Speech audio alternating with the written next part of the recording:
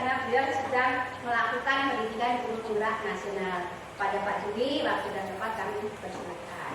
Terima kasih, Bunya. Assalamualaikum warahmatullahi wabarakatuh. Waalaikumsalam warahmatullahi wabarakatuh. Sebelumnya mohon izin Pak Rumisan dan mohon izin untuk teman-teman semua.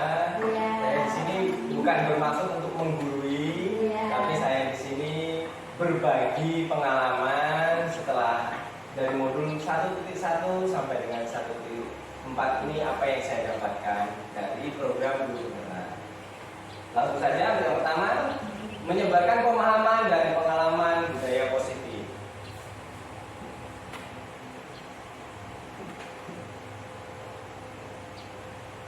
Konsep utama modul budaya positif yaitu yang pertama, melakukan perubahan paradigma belajar, yang kedua disiplin positif, yang ketiga kebutuhan dasar manusia, yang keempat motivasi perilaku manusia, yang kelima posisi kontrol restitusi, yang keenam keyakinan kelas, dan yang ketujuh segitiga restitusi. Nanti ada penjabarannya nanti di bawahnya. Pembelajaran dengan paradigma baru. Pembelajaran dengan paradigma baru dirancang berdasarkan prinsip pembelajaran yang berdiferensiasi sehingga setiap siswa belajar sesuai dengan kebutuhan dari tahap perkembangannya untuk mewujudkan profil pelajar Pancasila. Jadi di dalam profil pelajar Pancasila ada 5 sub. Kita pasti lebih paham terkait profil pelajar Pancasila, ada 5. Yang pertama, beriman kepada Tuhan Yang Maha Esa dan berakhlak mulia. Yang kedua, kebinekaan global. Yang ketiga, bergotong royong. Yang keempat, kreatif. Kelima, bernalar kritis. Yang keenam, mandiri. Selanjutnya, disiplin positif. Nah, di sini dalam disiplin positif, budaya kita makna disiplin dimaknai menjadi sesuatu yang dilakukan seseorang pada orang lain untuk mendapatkan kebutuhan kita, cenderung menghubungkan dengan kata disiplin dengan ketidaknyamanan. Terkadang kita mau mendisiplinkan murid, terus kan kadang-kadang murid merasa tidak nyaman dengan apa yang sudah kita lakukan. Terus selanjutnya, sebagai pendidik, tujuan kita adalah menciptakan anak-anak yang memiliki disiplin diri sehingga mereka bisa berperilaku dengan mengacu pada nilai-nilai kebajikan universal dan memiliki motivasi intrinsik bukan ekstrinsik. Menuju ke bawahnya lagi, disiplin positif merupakan salah satu cara penerapan disiplin yang bertujuan untuk menumbuhkan kesadaran serta memberdayakan anak untuk melakukan sesuatu tanpa sogokan, ancaman, maupun hukuman. Itu terkait disiplin positif. Selanjutnya terkait kebutuhan dasar manusia, ada 5. Yang pertama, bertahan hidup. Yang kedua, kasih sayang dan rasa diterima. Yang ketiga, penguasaan. Yang keempat, kebebasan. Yang kelima, kesenangan. Jadi ada 5 kebutuhan dasar manusia yang memang harus dipenuhi. Selanjutnya, motivasi perilaku manusia. Untuk menghindari ketidaknyamanan atau hukuman, pertanyaannya, apa yang akan terjadi apabila saya tidak melakukannya? Itu salah satu motivasi dari eksternal. Yang kedua, untuk mendapatkan imbalan dari orang lain atau institusi. Apa yang akan saya dapatkan apabila saya melakukannya? Itu motivasi eksternal. Untuk menghargai diri sendiri, saya akan menjadi orang yang seperti apa bila saya melakukannya? Itu motivasi internal atau tujuan disiplin positif. Selanjutnya, posisi kontrol restitusi. Konsep disiplin dengan identitas gagal, keyakinan. Jadi yang tadinya kita sudah berperaturan, kita berkeyakinan supaya siswa juga lebih yakin dengan kesepakatan, menempelkan keyakinan di kelas. Jadi supaya misalnya di depan pintu masuk kita tempel supaya siswa atau murid itu tahu bahwa memang keyakinan yang sudah dibuat supaya tidak lupa. Bagaimana pembentukan keyakinan kelas?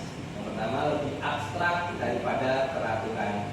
Jadi dibuat lebih, bahasa sederhananya dibuat lebih mudah diingat. Kalau peraturan kan biasanya apalagi kita sendiri kalau ada peraturan pasti kita udah merasa takut duluan gitu kan. Selanjutnya berupa pernyataan yang universal, jadi bahasanya itu ya bahasa yang umum, universal. Dibuat dalam bentuk pernyataan yang positif, itu udah pasti, karena apapun itu kita tetap harus berpihak kepada murid. Sesuaikan dengan kondisi kelas dan sekolah agar mudah diterapkan. Kembali lagi sesuai dengan kondisi lingkungan, budaya, etnis dan lain sebagainya. Semua warga kelas dilibatkan saat membuat. Kembali lagi yang pertama tadi, jadi antara guru dan murid.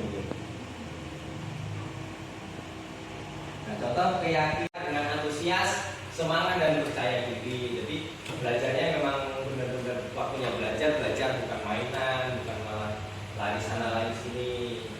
Saling menjaga kebersihan dan keindahan itu memang harus dan wajib. Yang keempat, menghargai guru atau teman. Yang kelima, 5S, selalu melakukan 5S, senyum, sapa, salam, sopan, dan santun. Yang keenam, berpakaian rapi di dalam dan di luar kelas. Yang ketujuh, saling tolong-menolong. Yang kedelapan, bertanggung jawab, mengerjakan piket. Yang kesembilan, bersikap jujur. Nah, kira-kira menurut Bapak Ibu, keyakinan kelas ini kira-kira sudah bisa diterapkan atau sudah berjalan kan di tempat kita? Iya, sudah Sudah berjalan, jadi tinggal kita tempel. iya kita tempel aja nanti kalau misalnya memang setuju. Nah, ini contoh segitiga restitusi. Yang pertama kita lihat dari sisi kiri terlebih dahulu. Validasi kebutuhan. Pertanyaan otomatisnya, kamu tentu punya alasan mengapa melakukan itu. Ini contoh dalam sebuah kasus. Dalam sebuah kasus misalnya, dalam sebuah kasus ada anak yang gangguin temennya, terus temennya berbicara yang tidak baik. Jadi kita validasi dulu kebutuhannya.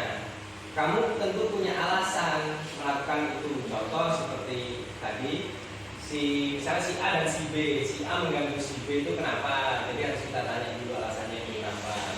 Adakah cara yang lebih efektif untuk mendapatkan apa yang kamu butuhkan? Misalnya dia alasannya ingin diperhatikan, misal. Nah, contohnya itu.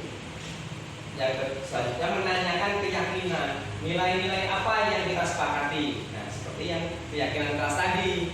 Kalau misalnya dia mengganggu temennya, apa yang konsekuensi yang didapat. Kamu ingin menjadi orang yang seperti apa? Itu contohnya. Kalau misalnya memang dia melakukan itu, apakah dia akan selalu melakukan hal itu? Kan tentunya tidak kalau kita tanya secara pribadi dengan siswa. Yang selanjutnya, menstabilkan identitas. Setiap orang pasti pernah melakukan kesalahan. Yang selanjutnya, kamu bukan satu-satunya yang pernah melakukan ini. Contoh, menstabilkan identitas untuk membuat anak yang merasa gagal karena berbuat salah menjadi positif terhadap dirinya. Contohnya, guru berkata, berbuat salah itu hal yang manusiawi, tidak ada manusia yang sempurna. Bapak atau ibu juga buat salah ini sendiri. Ini contoh terkait menstabilkan identitas. Yang selanjutnya, validasi kebutuhan, membantu murid mengenali basic atau need kebutuhan dasar yang ingin dipenuhinya ketika melakukan kesalahan itu. Pada dasarnya setiap tindakan manusia tujuannya adalah memenuhi kebutuhan dasar. Apakah itu penguasaan, kebebasan, kasih sayang, dan rasa diterima, kesenangan, atau untuk betah hidup. Guru berkata, kamu bisa saja kan melakukan hal yang buruk, tapi kamu tidak melakukannya kan? Yang kedua, pasti kamu punya alasan mengapa melakukan itu. Apa yang penting bagi kamu? Kamu boleh tetap berusaha menjaga sikap itu, tapi tambahkan sikap yang lain yang baru. Maukah kamu belajar cara lain untuk mendapat yang kamu butuhkan tanpa harus memukul? Apakah kamu bisa melakukan dengan lebih baik besok lagi? Itu terkait validasi kebutuhan, itu contoh-contohnya. Menanyakan keyakinan. Anak melihat kesalahannya dihubungkan dengan norma-norma sosial dan nilai-nilai yang mendasari manusia berinteraksi dengan orang lain. Ini contoh berkata, apa nilai yang kita percaya di kelas atau di sekolah kita? Kita yakinkan, kita tanya keyakinan yang sudah kita sepakati itu kepada siswa. Contohnya, apa nilai yang kita percaya? Nilai-nilai universal apa yang telah kita sepakati? Kelas yang ideal itu seperti apa? Kamu ingin menjadi anak seperti apa? Apa yang kamu rasakan ketika kamu melakukan itu? Kamu menjadi orang yang seperti apa? Ini contoh menanyakan keyakinan kelas kalau misalnya ada sebuah kasus. Ini menurut Ki Hajar Dewantara, pemikiran konsep keteladanan sikap merdeka di catatan kelima halaman 469. Merdeka menurut Ki Hajar Dewantara, merdeka itu artinya tidak hanya terlepas dari perintah, akan tetapi juga cakap buat memerintah diri sendiri. Jadi kalau misalnya saya boleh ambil kesimpulan dari kata-kata dari merdeka menurut Ki Hajar Dewantara, merdeka itu artinya tidak hanya terlepas dari perintah. Jadi tidak hanya kita bisa melakukan kegiatan semau kita, tapi kita juga harus bisa mengontrol diri kita sendiri, memerintah diri sendiri. Kita harus bisa mengontrol emosi, mengontrol ego dan lain sebagainya. Oke, terima kasih. Jadi itu saja yang bisa saya sampaikan. Kurang dan lebihnya saya mohon maaf. Wabillahi taufiq wal hidayah. Assalamualaikum warahmatullahi wabarakatuh.